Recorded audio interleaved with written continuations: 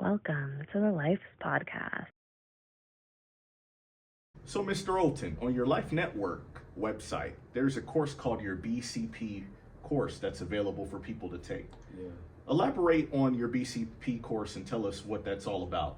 Yeah, so, basically what I'm doing right now, the Lyfe Network has a couple of components. And so these components are, academic component, and then you have a wellness center that I'm trying to build on. So Yes. to speak on the academic component, right, the BCP, that's Black Community Policy. Okay. So we have Black Community Policy, and then we have another ethnic studies course that I'm trying to work on, the Melanin History and Culture course. Yes. Right. So to kind of explain it, right, talking about melanin history and culture first, this is an ethnic studies course. And so basically I wanted an opportunity to create a curriculum where our people were at the forefront.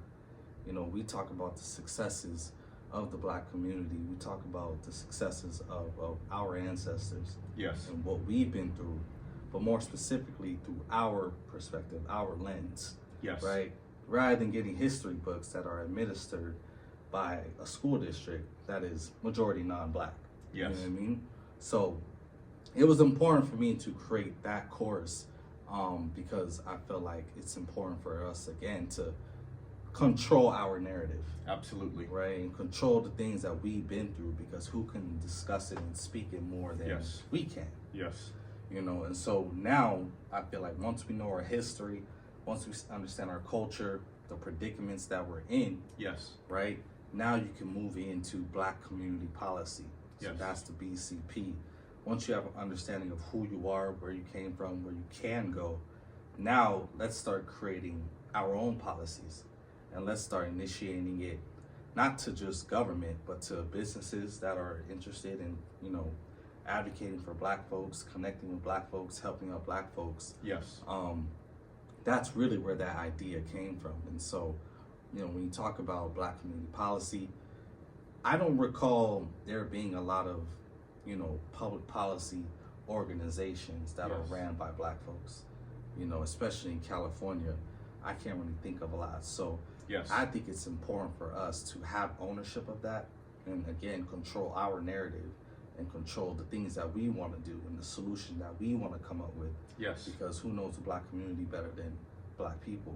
Absolutely. So it goes to a book. A lot of people have read this, The Miseducation of the Negro, Mm-hmm. where the author spoke on, personal interests. Yes. And it's like, how can you go into a white school with white teachers and expect them to treat Black students And teach your history the correct way. right?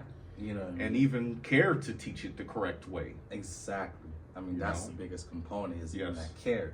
So it's like, again, why not just control our narrative, control Yes. our classrooms, and really just control our textbooks, the things Yes. that, that are essential to us. So that's the academic portion of it. I'm still working on it, and hopefully I can have some trials where people can join in.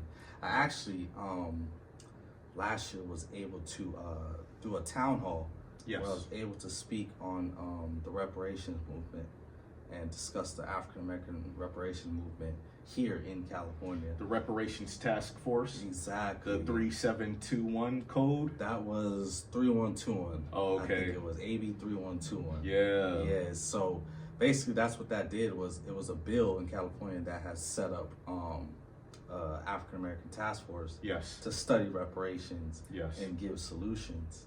And so now that we're in the midst of, okay, these solutions have been prompted, well, what can we do? So there was a bunch of different chapters with that, including an education chapter. And so with that education chapter, one of the solutions is like, okay, we'll create an ethnic studies course and put it in the schools. Yes. And so boom, that's where my business comes into play. That's what I'm Nice. trying to do, put into the schools, but not just the schools, but young adults, adults that are interested in getting that communication and education. And that's where the town hall came in. I was able to bring the community in, and they were able to sit in the session and Nice. watch my slide deck, talk about reparations.